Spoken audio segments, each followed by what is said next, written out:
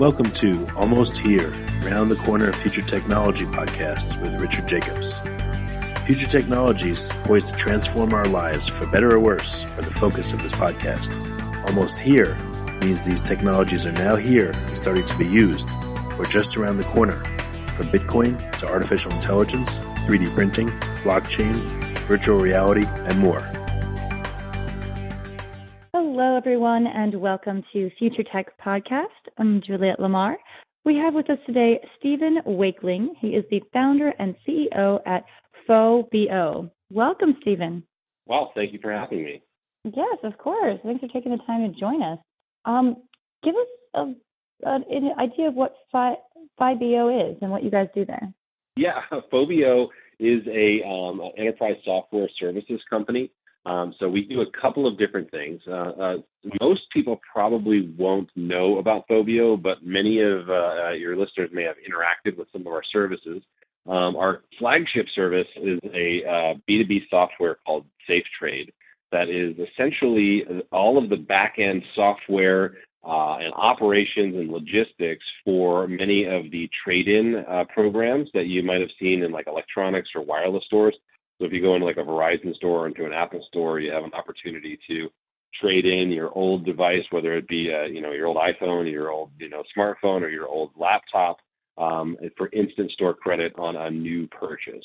So Safetrade is kind of the whole back end for that. It's the integration into their POS software or their website, and then basically everything that needs to happen to be able to kind of deliver that instant credit to selling the device at secondary auction and all that kind of stuff. So that's our kind of primary service. So some of your listeners may have traded in an old phone when they bought a new one. It's going to be kind of much more popular. And then also we have another completely unrelated enterprise service that's called Rodio, which is it's a communication tool primarily for retailers. So it's a little bit like Slack or GroupMe, except it's basically custom built for the needs of retailers. And we have a lot of kind of integrated functions that allow it, easy administration and these kind of really broad sales kind of focused organizations where they have people kind of all over the country who have, basically have to sell things in the retail environment. And then we utilize AI we kind of built this thing called Rodeo Bot that helps them, remove the administration from the retail environment so that they can focus on delivering, a much better customer experience. So those are the kind of two things that we do today. So basically, you're saying that a lot of people are probably already using Phobio, but we just don't even know it. It's just kind of operating in the background. Yeah, so kind of like all of our software products are essentially geared for enterprise, right? So some people, if you're working in a Target store, you may be using Rodeo on your device, to kind of communicate with the people who are around you. And you may be aware of it if you're working in a retail environment that we're partnered with, where they're going to be using our tools integrated into their POS system. But yeah, it's Safetrade and Rodeo are pretty much enterprise back-end kind of software solutions. We kind of pride ourselves on building things that are kind of customer grade for like the, enterprise B2B environment. Very cool. So how did you get involved with this company? Give me a little bit of your own background and how you ended up creating Phobio. Yeah, so we started about 8 years ago, 2010 officially. And with any kind of startup, there was always like the kitchen table or the garage phase where it's like anybody's guess, when the conversation turned into a business. But I had some experience with this space, this weird niche kind of trade-in software services space. I started with a company called FlipSwap that no longer exists. They were kind of acquired by a competitor a few years back. But they were trying to, I basically was just interested in working at a startup. So I was kind of midway through a master's program at Michigan State and decided, I really was just so fascinated with startups, and I was listening to kind of the early, mid 2000s. So this was like 2005, 6. I was listening to podcasts about startup culture, and I was just kind of so fascinated about the things that were happening at Facebook. and like Akamai and all these crazy things. Like I was listening to all this Week in Tech podcasts and craziness. So I was so fascinated, and I just wanted to kind of go, and I didn't really have any ambition necessarily to start a company. I don't even think at that point. I was just like really interested to see what was going on. So a friend of mine had an apartment in LA, and kind of was able to kind of get a sweetheart deal to stay in LA for a couple of months and try to find a job anywhere I could. So I went out and basically I was looking for a startup that was like a going concern. I didn't want to work with somebody who's just getting something started. I wanted to, some post-funding, post-revenue startup. And I didn't really want to commute very far. So I was living in Hermosa Beach at the time. So I was basically limited to like the LA, West Bay region of like Hermosa, Redondo, and Torrance. And so I just looked for startups like with a basic Google search. And I found this weird company and went and knocked on the door and, just basically told them I was willing to do whatever it is that they needed, whether it be like sweeping up the floors or writing their press releases. Kind of gave them a little bit of my background. And they were just at this weird spot where they were able to kind of hire me on the spot. And they gave me this really weird title called the X Factor, where I was just solving problems by whatever means necessary. And I reported to the CEO and just basically got to go and just, learn. It was a little bit like a junior chief of staff role, where I got to kind of go and see all the crazy things they had going on and basically play armchair CEO. Like I would be like, well, I think this is a really bad idea. I'm going to go and do it. And I'll be like, maybe I was right, maybe I was wrong. It was like a low risk CEO. So I learned a lot about that space. I moved on. I went on to work at a startup in New Orleans, kind of post-Katrina after that. I kind of always had this ambition after that experience of doing something myself. It was really interesting kind of hanging out with a group of people who had started their own business and kind of like were growing it, and it's just so intoxicating. So I kind of always intended to go back. And in kind of like 2009, 2010 timeframe, kind of at the depths of the global financial crisis, I felt like, this was like probably as good a time as any to start a business, mainly because I felt like there were no jobs to be had. So, like pretty low risk for me to just start a business. And after a couple of different ideas with some friends of mine, and then it went from, we initially started working on this, green tech kind of solar, like small installation solar, like building integrated photovoltaic that we were going to try to get off the ground, and spent a bunch of time working on that business plan, and ultimately decided that we didn't want to get venture capital because we wanted to have a lot of control and just kind of have fun building it. And if it took a long time, we didn't want a lot of pressure to do things that we felt like were short term. So I kind of like over a beer said, well, the only thing I could think of that we wouldn't need to raise tons of cash for would be this crazy trade-in business. And so basically on the back of a conversation over a beer, we decided, okay, let's just do that.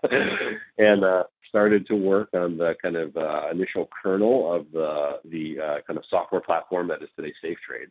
And have continued to grow basically that, we built it. I went out and, begged a bunch of people to use it. And we kind of got off the ground pretty quickly and kind of have grown that to kind of over $150 million in revenue over the last couple of years. So pretty cool. Congratulations. That's such a unique and fun story as well. Yeah, it was, it was fun. And I think, we really were, had enough experience with startups to know that like you could really enjoy it, like the kind of building of it, so we didn't have so much of the pressure that we had, we weren't going to board meetings with, Kleiner Perkins and, getting a lot of pressure from PE groups that we needed to grow. So we really had the opportunity to kind of grow organically and establish a culture that we, really felt like we could be proud of, which I think, looking back was like so important to our continued growth. Yes. Oh, absolutely. And I love that about startups. I mean, you touched on it, how you're working in the startups from the beginning when you got your first job, and they're like, sure, you can just be the X Factor. That's what I love about startups, is it is such an opportunity for people to just show what they can do. And there's no like place for somebody like, okay, you're going to be sweeping the floors and you're going to be doing this. It's everyone is collaborating together to create the best product, the best brand, best whatever. And I love that because it's such an open door for creativity. Yeah, and I mean, I hadn't gone to business school. I had no real kind of pedigree. I'd never exited a company before. So the way I looked at it, like, no one in their right mind would be hiring me to kind of run this company in the early days. And so, kind of by bootstrapping it and doing it ourselves, all I was being provided was an opportunity to not screw up, essentially. And so as we started to kind of grow and get momentum, I felt like this kind of pay it forward kind of feeling like, well, I need to create opportunity for other people and kind of pick some people who may be kind of at the, have a high capability, low competency, who may not have proven that they can do it, but I thought they had an aptitude for something, and just give them some runway to kind of show us all. And I think, that's been probably the most fulfilling part of it, is watching people realize what they're capable of, and watching them get that first win is pretty fun. And I think, I've been very lucky to be able to experience that a couple of different times. Let's dive in a little bit into Rodeo and just some of the features, such as the team engagement. I'm looking at it. Can you explain in detail a little bit about Rodeo and how it works? Yeah, so I think just in general, there's this huge revolution going on in business where everyone's kind of moving away from email for intra-company communication. Communications within people who work at your company, and it's all kind of moving on to these kind of chat-based platforms like Slack. We've seen retailers kind of being left out of this a little bit. Companies that have departments and teams who are working on projects, they Slack is just gasoline for that environment. Companies like that really thrive. But when you have say if you're a national retailer and you have 17 or 20,000 employees who are kind of on the retail sales floor throughout the country, and maybe 100 or even 1,000 people managing that organization, Slack and GroupMe and these other tools tend to be difficult to administer and be just a lot of noise. You've got these high churn environments, where you've got relatively young people with very little experience and training, all trying to kind of figure it out by osmosis at the same time. And there's varying stages of that, and a lot of these environments can be, 150 more percent churn in a year, so there's constantly new people coming in and kind of experiencing the same problem. So we saw kind of retailers in general and a couple of other different industries being left out of this kind of revolution. So initially, we just wanted to kind of build a communication tool that was, kind of administration free, that allowed people to communicate within their store in the same way that they would use iMessage or Facebook or whatever to kind of interact with their friend groups, and kind of build a tool that was comfortable for them. And then we saw an opportunity to kind of, add some additional things that retailers need. So the first thing that we kind of put on top of this communication tool was a thing we call bulletins, right? So in almost all retail environments, there are, promotions and things happening in sales that have to come from a kind of corporate location and be driven down through regional districts and store managers to reach that sales floor. And we saw them these companies using email, sending out a mass email that's I'm sure you've seen it, team, comma, and 5 paragraphs about what's going on. And, there's really no way of knowing who's reading it or what the response rate for that is. And we started measuring it and finding that the people who were sending those emails thought it was 90+% because, they were the VP of sales and it was super important in this organization and everybody must read it. And we were finding that it was less than 10% of the people were actually reading it, and most people were just deleting it without even opening it. And when we asked them, they were like, well, if it's important, someone I work with will tell me. So we wanted to kind of change this so that, there was some accountability around these messages. So bulletin essentially is a tweet that there's a card that comes up on the phone. This is all terrible to kind of talk about via podcast, without the visual. But so it's basically, imagine the card like you would see somebody on Tinder, and then you can either right swipe, left swipe, or add context and push it down the organization. So you can start a bulletin at the top of an organization and have it say we are having a promotion on Samsung phones, so we want to, these are the details. We want to sell 5,000 of them this weekend. So if you're working in a store location, 5,000 seems to be pretty disconnected from what you could do. So then you can kind of send that out to district managers, who then kind of say, okay, they retweet it to, the Indiana and Illinois markets. Okay, this is what this means for you guys. And then, they can kind of get down to the store manager saying, okay, Carlos, this needs 5 phones from you this Friday. And I know you can do it because you did it last weekend. So, and then you can, because everyone has kind of retweeted it down the command chain and provided context, they've opened it and acknowledged. And so you can start to track and kind of measure the effectiveness of the communication. So you could say, well, at, 2 hours post message, Indiana is at 87%, but Illinois is only at 35%. And then you look and you say, oh, the regional guy in Chicago hasn't, sent this to his team yet. So then you can call that guy like, hey, what gives, man? The clock's running on this promo. So kind of creating this accountability and the measurement was like really key to that bulletins feature. And the other big feature is Rodeo Bot. So we used a natural language kind of chatbot and AI to essentially create the smartest manager in your communication and your organization. So Rodeo Bot is kind of always there. You can kind of talk to it just like you would talk to your friend, basically like, hey, ask it things like, what's the return policy for Apple Watch? And it can tell you based on like the policy that it knows that you can train it. But you can also ask it questions like, since we have integrations into time and attendance software and, Chronos and other things, you can say, I want to switch my shift on Friday. Who can switch with me? And it can tell you who's available that isn't over 40 hours and then connect you with those people. So we're trying to kind of remove all of the TPS reports, the administration around retail, so we can focus all of the people on creating a better experience for customers. That's fantastic. And you also have, for the employees, notifications that you can really customize how you get notified and when you're annoyed by work. Yeah, that's right. So it gives not only the kind of control to the user to kind of like get stuff when they want to get stuff, to be kind of plugged in when they want to be plugged in and not when they don't, but also gives the corporation, so like if you're in an area where receiving a message could be the reason to kind of put in for, half an hour of overtime or something like that. You can restrict messages to only people who are on the clock. So if this is a message that is important for only the people who are working right now, you can queue things so when people clock in, they can get the message when they arrive at work, and you're not just broadcasting it to everybody.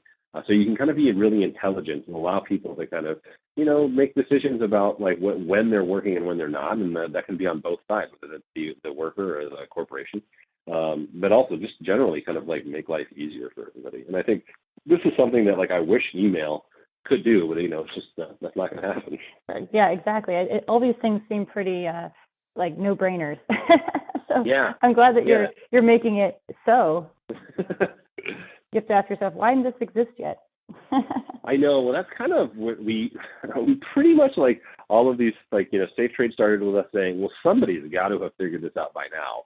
And looking around and finding like, wow, geez, nobody has. And then the same thing with we started like working with retailers, doing promotions, and we realized how difficult communication was for these large organizations. So we started looking around like, oh, well, eventually they'll adopt a tool that will make this so much easier. Let's just go find that tool and then integrate with it and promote it. And we really found like, well, there's nothing really out there. How could this be? So we thought, well, maybe we should just build it ourselves. Yeah, exactly. We'll just build it ourselves. So what is the best way for companies to learn more about Phobio? Definitely hit up the website. I think there's a lot of great material there, and like simple Google search, and the website has great contact information. So if you want to learn more, hit us up, and happy to. I'll talk about it all day long, and I'm sure there's a bunch of other people who would love to answer any questions as well. Fantastic. Well, Stefan, thank you so much for coming on Future Tech Podcast and sharing your knowledge and this great tool that hopefully will free up a lot of time and make companies much more efficient. Absolutely. Thank you for having me. I really enjoyed it. That was Stephen Wakeling. He's the founder and CEO at Phobio, and you can check them out at phobio.com. Thank you all so much for tuning in. This has been Juliet Lamar with Future Tech Podcast.